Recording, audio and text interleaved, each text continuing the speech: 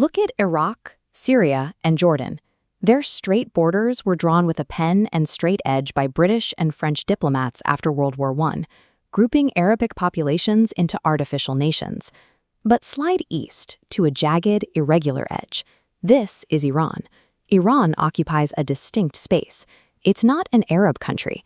Its borders weren't drawn by colonizers, and its history is entirely its own. Because we often force Iran into a generic Middle Eastern archetype, we end up with massive geopolitical blind spots. Understanding the country today requires looking at the specific factors that make it an exception. The first thing to clarify is that Iranians do not speak Arabic. They speak Persian. While the script looks like Arabic to an untrained eye, Persian is actually an Indo-European language.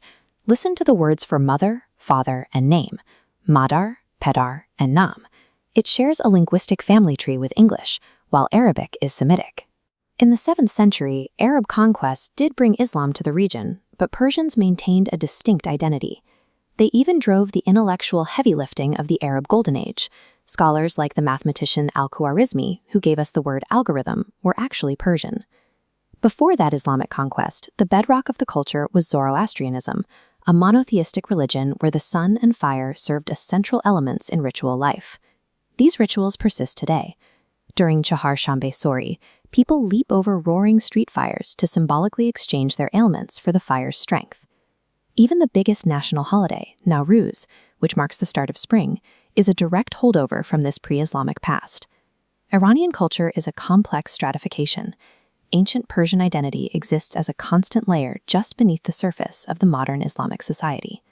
Returning to the map, we can see how the Ottoman Empire's footprint completely bypasses the territory of Iran. This is why Iran avoided the post-World War I colonial carving that defined the rest of the region. As an independent state, Iran's borders were forged through centuries of conflict with the Ottomans to the west, the Russian Empire to the north, and the British in the east. Because it was never dismantled or invented by the West, Iran was a founding state of the League of Nations, possessing an ancient, deep-rooted sovereignty.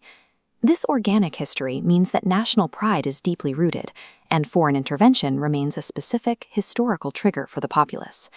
This history of independence makes the 1979 revolution even more of a shock.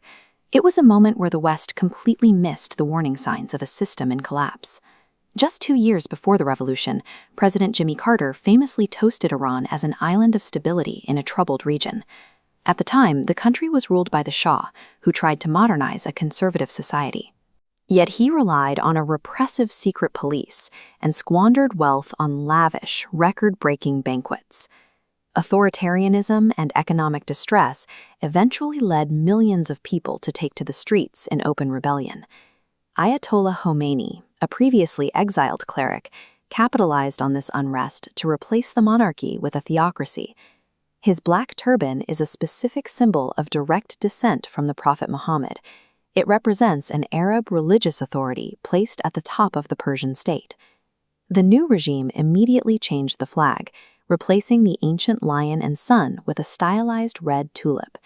This new emblem represents both Islamic martyrdom and the name of God.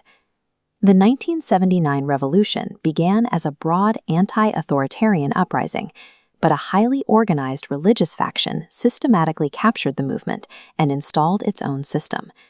That same tension is visible in the fierce street protests happening today, as citizens push back against the regime's strict Islamic mandates. As an act of defiance, some protesters have started waving the pre-1979 flag, deploying the lion and sun as a symbol of pre-revolutionary identity. Protesters have even chanted the name of the Shah's exiled son, but it's unclear if this represents a genuine desire for a return to monarchy. Nearly 40% of the country belongs to ethnic minorities like Kurds and Azeris, many of whom remember the Shah as a Persian supremacist. For them, a return to the throne holds little appeal.